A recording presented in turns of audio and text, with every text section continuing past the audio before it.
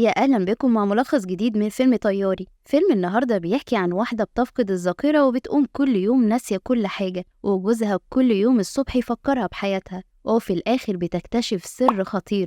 بس قبل ما نبدأ ما تنسوش اللايك على الفيديو والاشتراك في القناة وتفعيل الجرس، واسم الفيلم هتلاقوه في صندوق الوصف. الفيلم بيبدأ مع كريستين عندها 40 سنة وعندها فقدان في الذاكرة بعد ما حصل لها حادثة من 10 سنين، وكل يوم بتحاول تجمع معلومات عن نفسها، بس بمجرد ما بتنام وبتصحى تاني يوم بتكون ناسية كل حاجة. كريستين عايشة مع جوزها بن، وده مدرس كيمياء في المدرسة اللي جنب بيتهم، وبيقوم كل يوم الصبح يفكر كريستين بنفسها وبذكرياتهم مع بعض. كريستين بتقوم من النوم بتلاقي بن نايم جنبها ومش بتكون فاكراه وبتخاف منه، وبتدخل الحمام بتلاقي صورها معاه على الحيطة، وبتلاقي ورقة بن كاتبها لها بيعرفها هو مين، وبتطلع من الحمام وبن بيقول لها ان هما متجوزين بقالهم 14 سنة، وانها عندها فقدان في الذاكرة بسبب انها تعرضت لحادثة صعبة بالعربية وكان عندها اصابات في دماغها، وبيحكي لها عن حالتها وانها بتقوم كل يوم ناسية كل حاجة، وبيوريها صورهم سوا وبيحكي لها ازاي يتعرفوا على بعض، وبيسيبها وبينزل الشغل.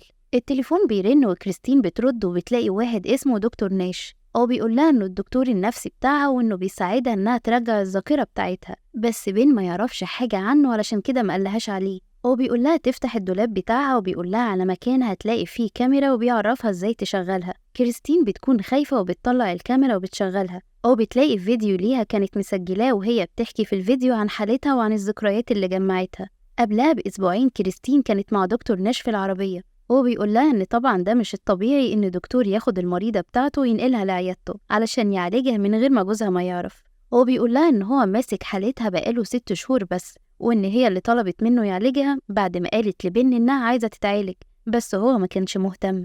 بيطلعوا المكتب والدكتور ناش بيديها كاميرا، بيقول لها ان هو عايزها تصور كل الذكريات اللي تفتكرها علشان تشوفها كل يوم لما تصحى وتفتكر اللي نسيته، بيقول لها تخبيها من بن وما تخليهوش يعرف عنها حاجة علشان دي هتكون المذكرات بتاعتها، وتشيلها في الدولاب وهو هيكلمها كل يوم الصبح هيفكرها بمكانها. وكريستين بتعرف منه انها من 10 سنين اتعرضت لهجوم ومحاولة قتل، وكان حد ضربها على راسها كذا ضربة وكانت مرمية في المطار، يعني ما كانتش حادثة عربية زي ما بن بيقول لها. كريستين بتروح وبتسجل أول فيديو ليها على الكاميرا من غير ما بن يشوفها. بتصحى من النوم وبن بيفكرها بذكرياتها زي كل يوم. كريستين مع دكتور ناش في العربية وبتشوف الفيديو اللي في الكاميرا، وبتقوله إن لولا التسجيل اللي في الكاميرا كان زمانها بتصدق كل حاجة بن بيقولها لها، وبتقوله إنها عايزة تعرف بيكذب عليها ليه وإيه السر اللي مخبيه عنها. وناش بياخد كريستين المكان اللي لقوها فيه يوم الحادثة، وبيقابل الراجل اللي لقاها وأنقذها،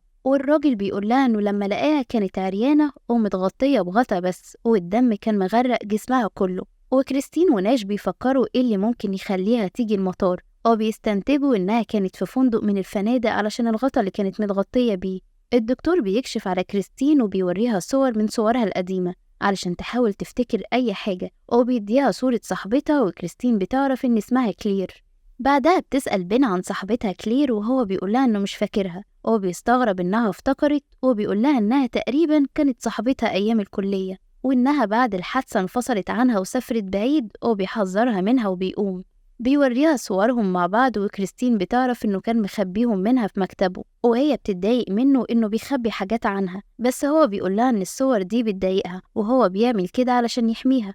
كريستين بتعلق صورها مع كلير على الحيطة في الحمام، وبتسجل فيديو وبتحكي كل اللي عرفته، وبتقول لنفسها ما تثقش في بن علشان بيحاول يبعد كلير عنها، والصور بتكون باينة في الفيديو. تاني يوم كريستين بتشوف التسجيل، وبتلاقي الصور مش موجودة على الحيطة، وبتعرف إن بن شالها، وبتدور على مفتاح الدرج وبتطلع الصور تاني وبتتفرج عليها، وبتبدأ تفتكر ذكرياتها مع كلير، وبتفتكر لما قالت لها إنها حامل، وبتفتكر كلامها ولعبها مع ابنها، وبتعرف إن ليها ابن. كريستين بتكلم بن وبتسأله على ابنها، فهو بيرجع البيت وكريستين بتكون منهارة، وبتسأله ليه مخبيه عنها، وهو بيقول لها إن كان عندهم ابن ومات، وكريستين بتنهار أكتر. بعدها بتهدى وبن بيقول لها إن ابنهم كان اسمه آدم ومات وهو عنده 8 سنين، وبيوريها صوره. وكريستين بتسجل الفيديو باللي عرفته وهي زعلانة، وهي نايمة بتحلم بأحداث من اللي حصلت يوم الحادثة، وبتقوم من النوم بتشوف الكاميرا وبتفتكر ابنها وبتنهار تاني، وبتنزل تقابل ناش، وبتقوله على آدم وإنها عايزة تقول لبن الحقيقة وتقوله إنها بتتعالج. كريستين بتحلم بالفندق اللي حصلت لها فيه الحادثة، وبتشوف آدم وبتلاقي ورقة مكتوب فيها اسم مايك. بتروح تقابل ناش وبتقوله على الحلم وعلى اسم مايك اللي لقيته مكتوب، وناش بيحضنها وكريستين بتقوله إنها مش بترتاح غير معاه. وبعدها بتلاقي كارت متعلق على القميص بتاعه ومكتوب اسمه عليه وبتلاقي اسمه مايك ناش.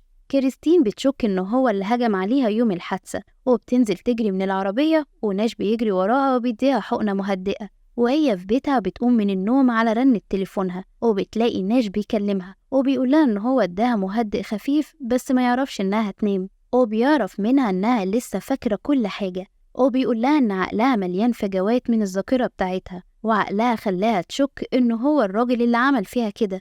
تاني يوم كريستين بتقابله وهو بيقولها إنها ضعيفة، وإن المرضى الضعفاء دايما بيكون عندهم مشاعر للدكاترة النفسيين بتوعهم، ودي حاجة طبيعية.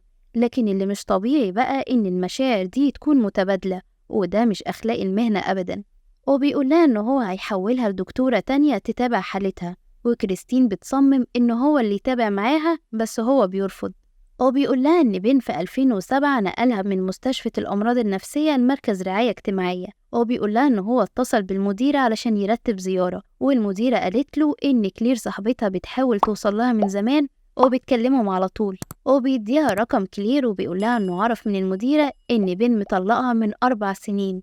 كريستين بتسيب رسالة لكلير علشان تكلمها، وبتروح لبين شغله وبتسأله عن سبب الطلاق، وهو بيقولها إنه عمل كده بسبب إن ابنهم كان مريض ومات، وإنه هو بعد عنها في وقتها بس بعدها رجع تاني، وبيوعدها إنه هو مش هيسيبها تاني أبدا. كلير بتكلم كريستين وبتقولها إنها كانت بتكلم مركز الرعاية كتير، وادوها عنوانها القديم، والرسائل اللي كانت بتبعتها لها كانت بترجع لها تاني وما كانتش عارفة توصل لها.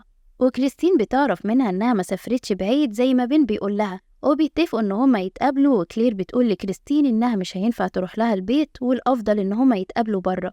بيتقابلوا وكريستين بتفرح لما بتشوف كلير وبتفرح إنها افتكرتها. كلير بتحكي لكريستين عن تفاصيل في حياة كريستين قبل ما تفقد الذاكرة، إنها كانت بتبدأ في شغلها الجديد وكانت بتراعي ابنها آدم، وكانت على طول هي وبين بيتخانقوا سوا، وبتعرف إن كلير كانت بتشاركهم في رعاية آدم. وكلير بتقولها إنها بعد ما قعدت شهر في شغلها بدأت تتحسن وتهتم بلبسها أكتر، وإنها كانت مصاحبة حد تاني بس ما قالت لهاش أي تفاصيل عنه. ويوم الحادثة لما البوليس لقاها كلير اضطرت إنها تقول لبين الحقيقة. كريستين بيصعب عليها بين، وبتقول لكلير إنها مستغربة إن بين مخبي عنها حقيقة الهجوم عليها، وإنه بيقولها إنها كانت حادثة عربية. كلير بتعترف لها عن السبب اللي بيخلي بين يبعد عنها، وبتقولها إنها بعد الحادثة حاولت تقدم لها المساعدة وحاولت تساعد بين في رعاية آدم، وفي الوقت ده قربوا من بعض وحبوا بعض، بس بعدها حسوا بالذنب وكلير قررت إنها تبعد عنهم وتختفي من حياتهم. كريستين بتزعل وبتقوم علشان تمشي، وكلير بتديها جواب وبتقولها إن بين قبل فترة صغيرة من الطلاق اداهولها وقالها تديه لكريستين تقراه لما تكون صحتها كويسة. كريستين بتقرا الجواب وبين بيقولها فيه إن هو قرر يسيبها وإنه عارف هي قد إيه بتحب آدم، بس هي لما كانت بتشوف آدم كل يوم كأنها بتشوفه أول مرة، وكانت بتتجن لما بتلاقي نفسها مش فاكراه.